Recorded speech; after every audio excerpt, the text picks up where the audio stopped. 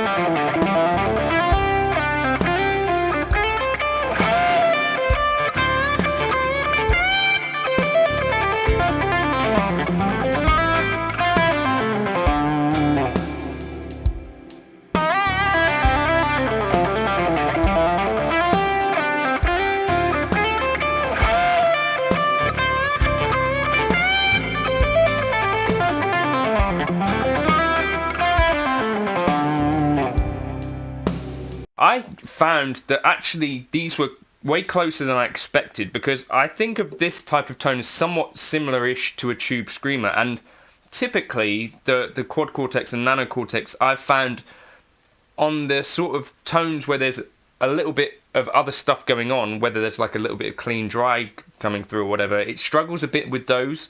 But I found it like kind of actually captured this, I think, pretty well.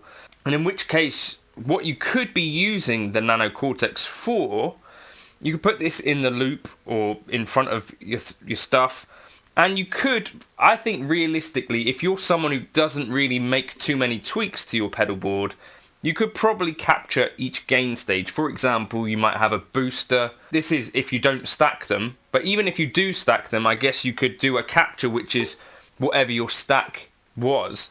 So I guess what I'm thinking you might want to do I was mainly thinking about this as being able to capture your actual amp and stuff, but what about people that are using one of these to replace maybe like some of their drive stuff? So you could, for instance, on this pedal here, switch between having just a capture of the boost preamp maybe, and maybe the Royal Overdrive, so that could be kind of two of your presets. And then over here, you could maybe have them together, right? Because you've got 4 presets that you can easily foot switch between. If you get into the MIDI on it, you can actually get access to, I think, 64 presets. So realistically, you could have 64 different capture type combinations, and that could be kind of useful, I think. And not something that I've particularly seen people using it for, but maybe as an argument, something pretty cool that this can do. And not only that, but this is the only thing that can capture by itself, you know, with your app. And this is very straightforward to capture. The only thing that I had to do to make this more accurate, once I'd done the capture, is record through the looper the same bit of audio, normalize both audio files, you know, Nanocortex and Royal Overdrive, and then see what the difference was, which was about 4.1 dB, that the capture was actually louder than the Royal Overdrive. So to match these better, you kind of have to do that bit of volume compensation, was what I found. So that was the process for me. Normalize both audio files and see what the difference is, and then in the preset you can bring down the capture level to minus 4.1 dB was what I did, and then actually record with them both with a looper. I think sounded remarkably close, and probably as close as I could get if someone had actually gone to the trouble of modeling one of these things. This brings me on to a slightly different point, which is probably something I should cover in a different video, to be honest. So first of all, let me know how you felt that went.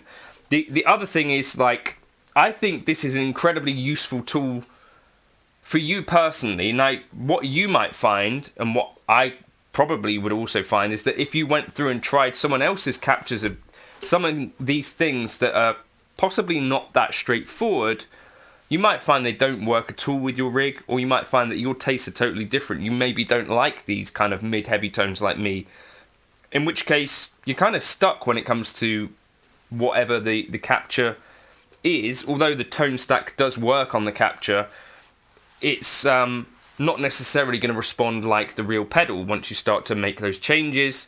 But not only that, how many actual captures would I need to make of this, which has 1, 2, 3, 4, 5, 6 knobs? So if you imagine, even if you had them going just from 1 to 10, all of the combinations that you got across there, and then there's also these mode switches up here, which are designed to be used with different amplifiers.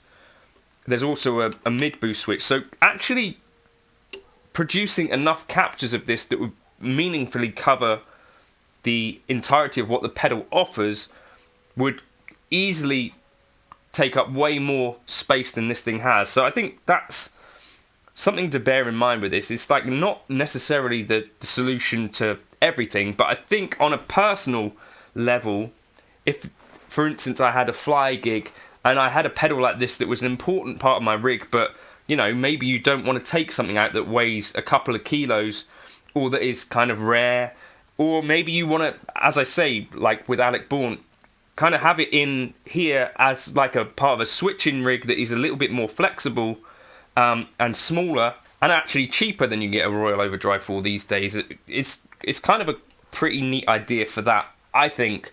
So you could have potentially even 4 captures of the Royal Overdrive on here for your like 4 key settings that you might have.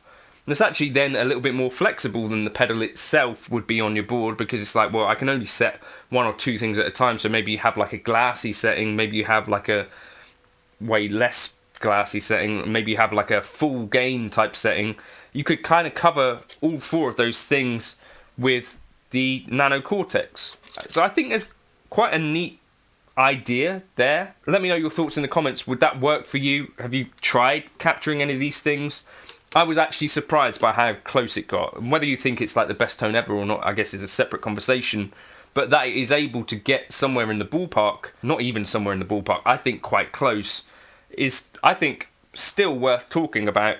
And to be able to do it for less than £500, you could easily, I think, sort of knock 2 or 3 pedals off of your board, or at least back them up in the way that you're using them. Now, as time goes on, I think you might find that these captures might become less what you're looking for, potentially, if you're someone who actually makes changes on your pedals quite a lot. But in some ways, it's actually a little bit more reliable than the Royal Overdrive, because I at least know that this capture is going to stay the same. Whereas if I move the knobs on this, as we said, you know, there's 6 knobs, lots of variations. I could quite easily lose a setting on this unless I'm fastidious and making notes and all that sort of stuff. So let me know your thoughts. If you want me to drop this capture up into the cloud, leave a comment below. Consider using the Buy Me a Coffee link. I'm happy to do it. But, you know, as soon as I see someone using the Buy Me a Coffee link, I'll drop it up for sure. But otherwise, I might be a bit slower. Anyway, let me know what you think of the tone. That was into Helix Native and into the Deluxe Reverb I'll show you as well. But let me know your thoughts. Cheers for stopping by.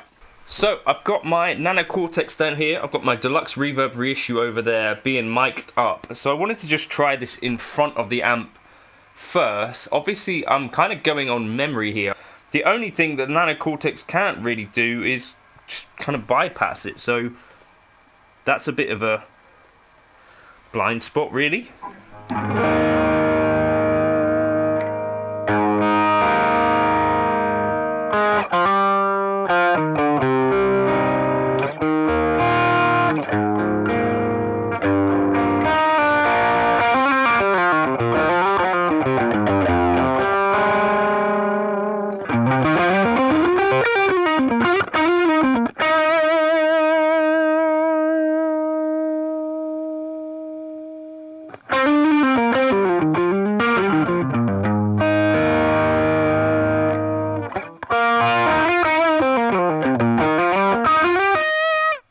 If I drop the mids on this, is this useful?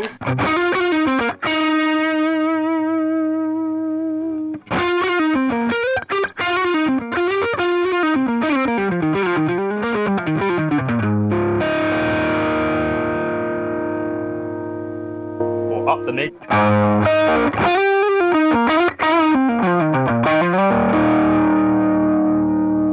If I up the gain,